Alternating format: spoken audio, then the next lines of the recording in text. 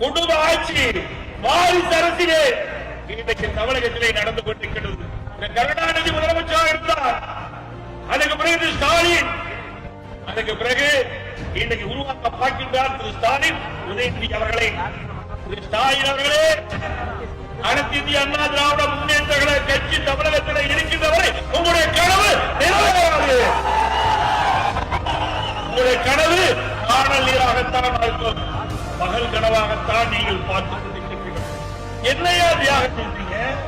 உங்க குடும்பம் தான் ஆட்சி செய்யணுமா தமிழ்நாட்டில்?